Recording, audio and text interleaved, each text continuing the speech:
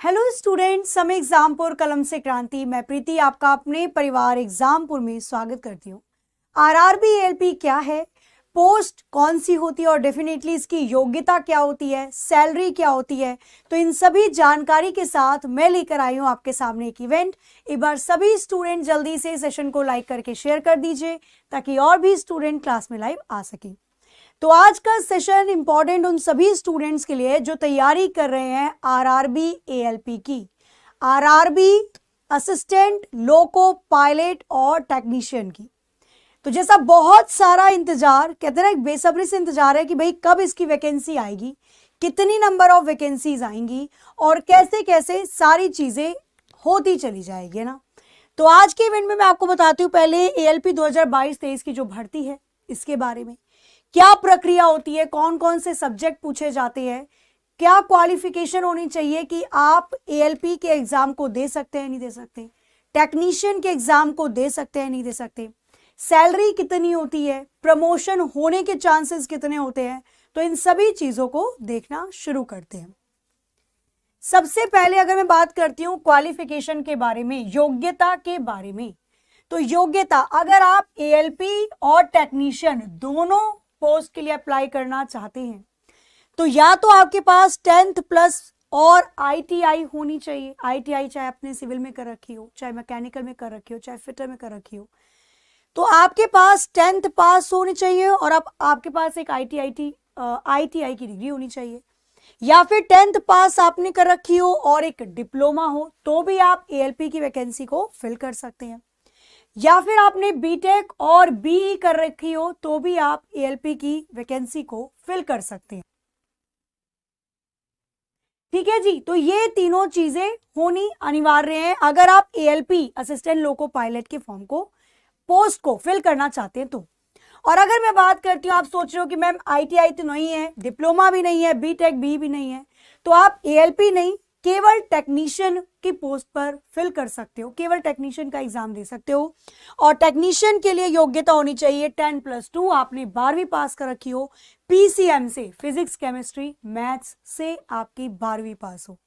तो ये बात हो गई योग्यता के बारे में। अब हम बात करते हैं एज, आयु से संबंधित। तो कम से कम आपकी एज होनी चाहिए 18 और ज्यादा से ज्यादा 30। ये जनरल कैटेगरी वाले स्टूडेंट्स के लिए।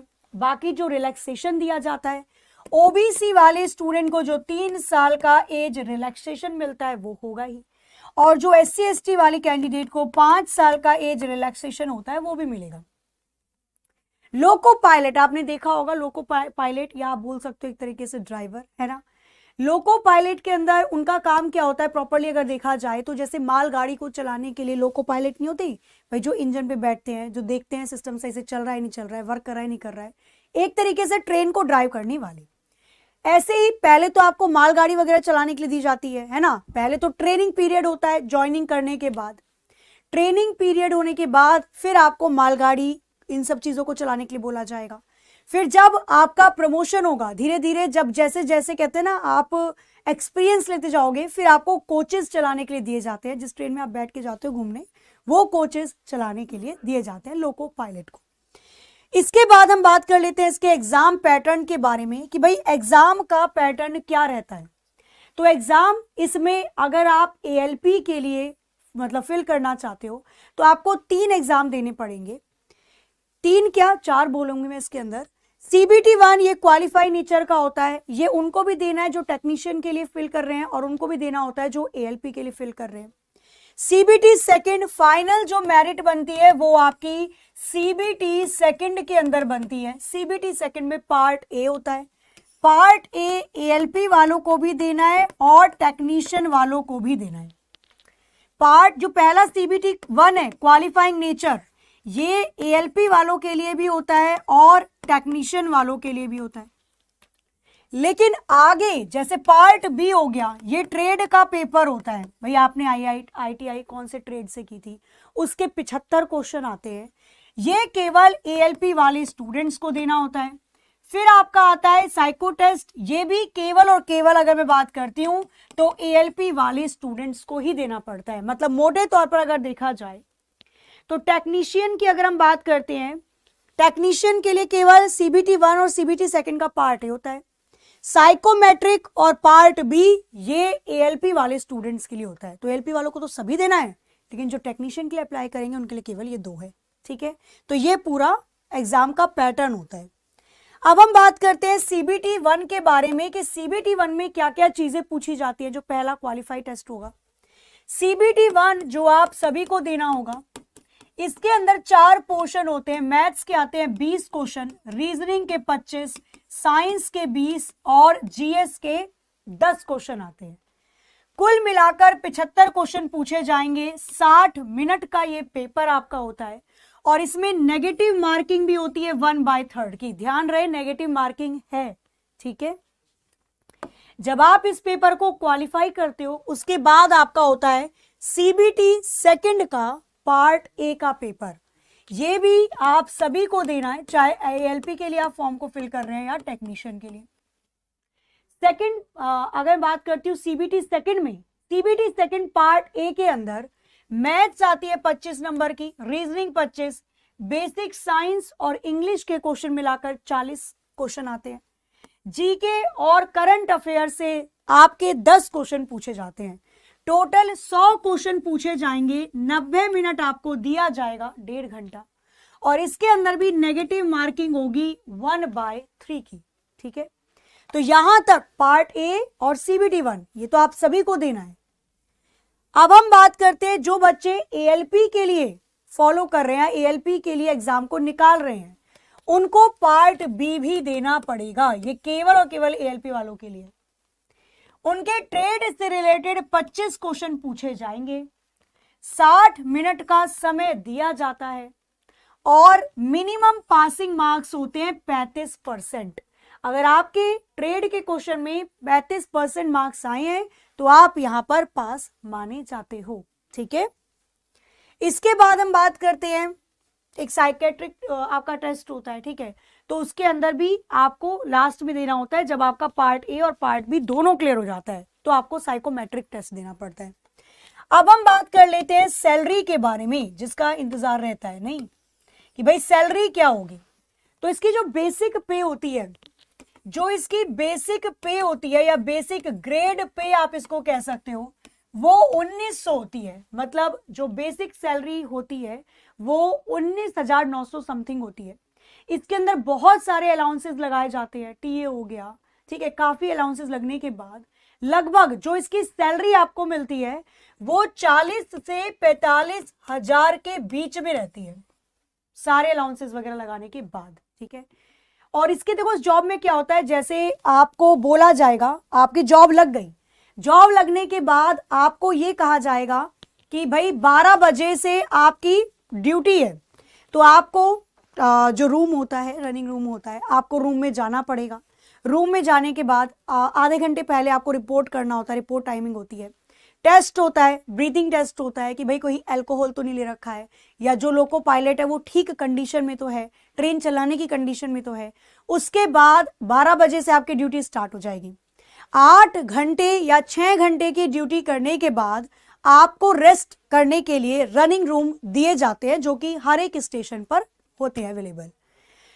जब आप ट्रेन को चला लिया, आपने अपना काम कर लिया, वर्किंग आवर्स के बाद आपको 16 घंटे का रेस्ट पीरियड दिया जाता है। 12 से 16 घंटे का रेस्ट पीरियड होता है। अगली जो ड्यूटी आपकी लगेगी वो 12 से 16 घंटे के बाद ही लगेगी। मतलब ऐसा नहीं है कि पूरी तरह से इंसान को रगड़े जा रहे हैं, नहीं। ठीक है, आपको प्रॉपर रेस्ट पीरियड देते हैं क्योंकि बहुत जिम्मेदारी भरा काम होता है। ठीक है, लोको पायलट का, तो जाहिर सी बात है 6 से 8 घंटे की ड्यूटी के बाद आपको रेस्टिंग टाइम मिलेगा, और उसके बाद अगली जो आपकी ड्यूटी लगेगी वो 12 से 16 घंटे के बाद ही लगती है। इसके बाद जैसे आप लग गए, ठीक है, आपने ALP में ज्वाइन करा, आप लग गए, उसके बाद 2 साल के अंदर, 1.5 से 2 साल के अंदर प्रमोशन होता है और सीनियर ALP बन जाते हैं। सीनियर ALP का जो ग्रेड पे होता है वो 2400 समथिंग होता है। ये केवल बेसिक ग्रेड पे बता रही हूँ, अलाउंसेस तो इसमें और लगेंगे। ठीक है, सारे अलाउंसेस आपको दिए जाते हैं। ट्रेवल अलाउंसेस होता है आने जाने का, आप 1 किलोमीटर का 3.80 के रुपए से आपको अलाउंस दिया जाता है।